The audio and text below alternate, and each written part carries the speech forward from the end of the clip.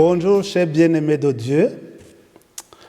En ce mardi de la 10e semaine du temps ordinaire en essai, nous allons méditer sur l'évangile de Matthieu au chapitre 5, verset 13 au verset 16.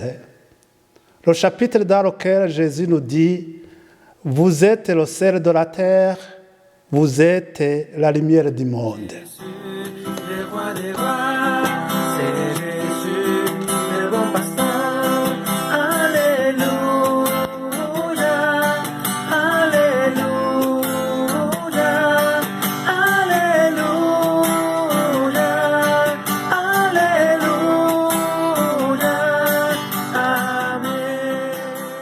Le Seigneur soit avec vous et avec votre esprit. Évangile de Jésus-Christ selon saint Matthieu. Gloire à toi, Seigneur. En ce temps-là, Jésus disait à ses disciples, « Vous êtes le sel de la terre, mais si le sel devient fade, comment lui rendre de la saveur?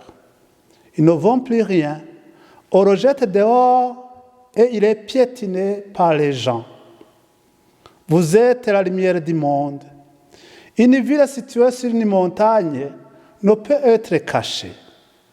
Et l'on n'allume pas une lampe pour la mettre sous le boisseau. On la met sur le lampadaire. Et elle brille pour tous ceux qui sont dans la maison. De même que votre lumière brille devant les hommes, alors, voyant ce que vous faites de bien, ils rendront gloire à votre Père qui est aux cieux. Acclamons la parole de Dieu. Louange à toi, Seigneur Jésus. C'est Jésus qui a vaincu la mort. C'est Jésus qui est assis à la droite de Dieu notre Père.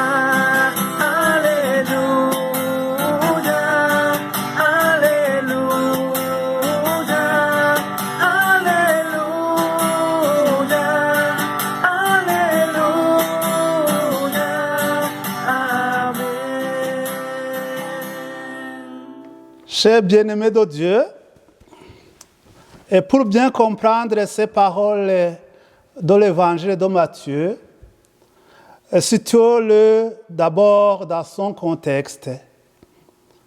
Au moment où Matthieu publie son évangile, vers les années 80 après Jésus-Christ, il semble y avoir deux groupes de chrétiens dans sa communauté composé de gens d'origine juive.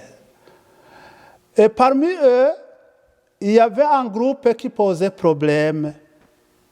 Les membres de ce groupe ont des tendances intégristes et ils veulent continuer à appliquer de manière stricte la loi et les coutumes juives.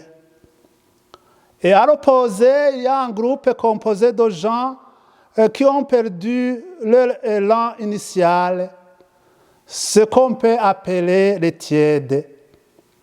Ces derniers se sentent de plus en plus démotivés, surtout que le retour du Christ retarde, et voyant que la loi n'est plus ce qui sauve.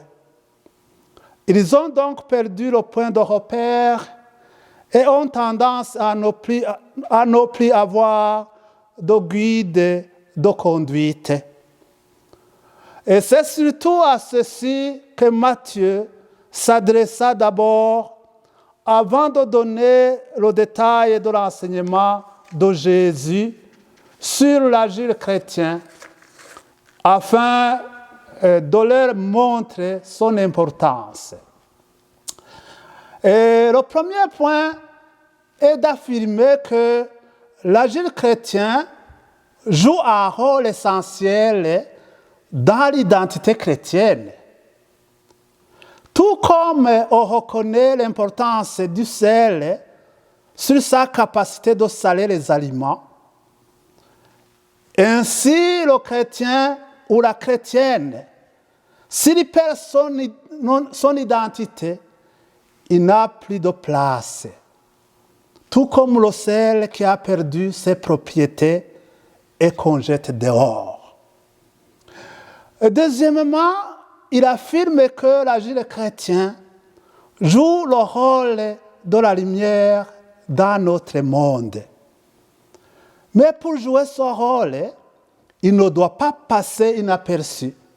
Tout comme l'a dit avant Jésus-Christ le prophète Isaïe, pour qui Jérusalem, au temps où on attendait la venue de Jésus, Jérusalem était vue comme la lumière des nations, en étant située bien sûr sur une haute montagne. Aussi, cet agir chrétien doit être visible comme une lampe qu'on ne cache pas, mais qu'on met sur le lampadaire afin d'éclairer la pièce de la maison.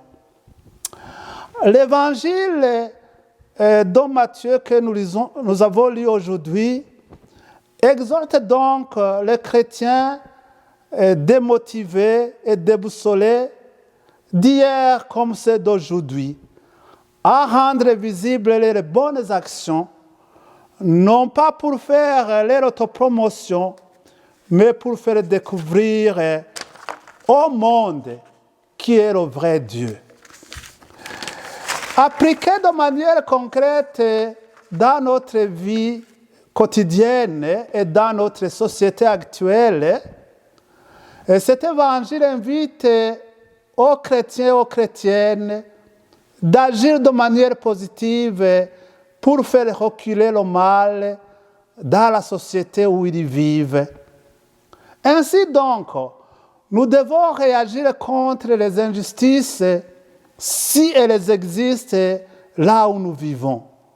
Nous devons aussi aider à nourrir ceux et celles qui n'ont rien à manger ou à boire là où nous vivons.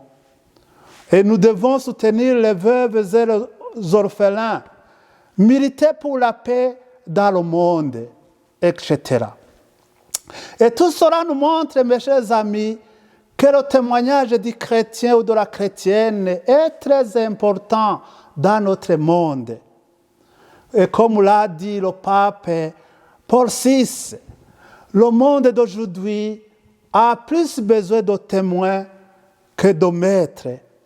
Et s'il a besoin de maîtres, c'est qu'ils sont des témoins. Et c'est par là que Dieu rejoint les cœurs et donne l'idée aux gens de suivre Jésus et de l'aimer. Donc, mes chers amis, nous avons le devoir d'être patients, accueillants, miséricordieux, joyeux. Et ainsi, les gens qui nous entourent seront portés à nous imiter en suivant Jésus-Christ et en rendant grâce à Dieu.